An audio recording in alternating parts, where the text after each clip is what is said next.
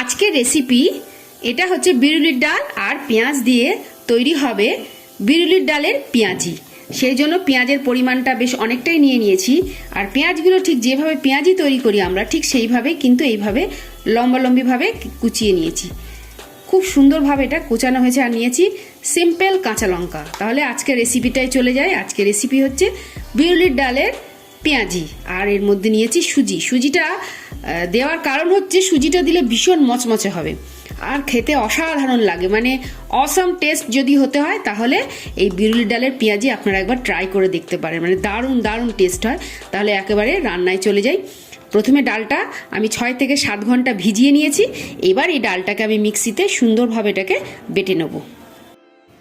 বিউলির ডালটা খুব ভালো করে বেটে নিয়েছি। দেখুন খুব কিন্তু জলও দিইনি, বেশ একটু ড্রাই ড্রাই মতো বাটা হয়েছে, বেশ থপথপে মতো এটাকে বেটে নিয়েছি আমি। তারপরে নিয়েছি এই যে পেঁয়াজ আর নুন আর কাঁচা লঙ্কা। প্রথমে পেঁয়াজ আর এই নুনটা দিয়ে একসাথে এটাকে খুব ভালোভাবে এইভাবে মেখে নেব। তাহলে পেঁয়াজের যে জলটা থাকবে সেটা কিন্তু বেরিয়ে যাবে। এইভাবে কিন্তু এটা খুব ভালো করে মেখে নেব। খুব ভালো করে এটাকে মেখে নিতে হবে। আর এই কাঁচা লঙ্কাটাও একটু মেখে নিচ্ছে এর সাথে, যেন টেস্টটা খুব ভালো আসে। এবার এটা কি করব, এর মধ্যে দিয়ে দেবো।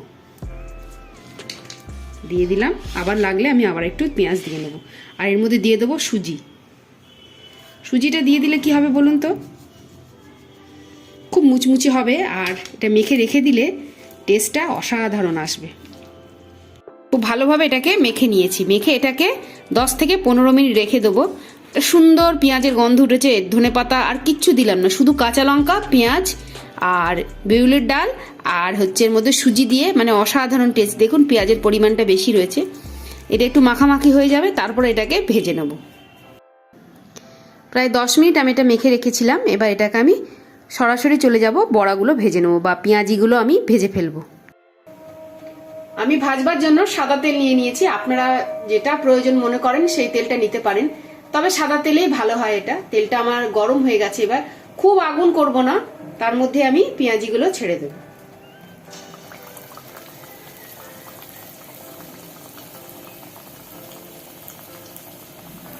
এইভাবে যেমন আমরা পেঁয়াজি ভাজি, এই ফ্ল্যাট ফ্ল্যাট করে আমি ছেড়ে দিচ্ছি।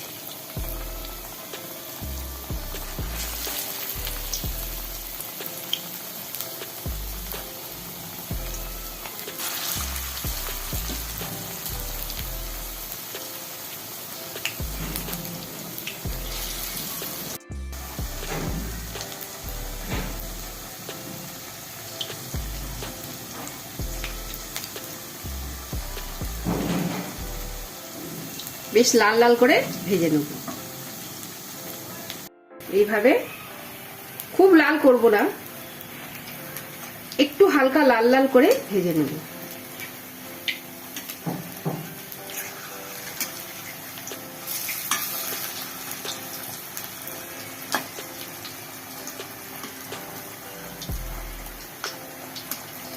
মানে অসাধারণ টেস্ট হয়, দারুণ লাগে খেতে।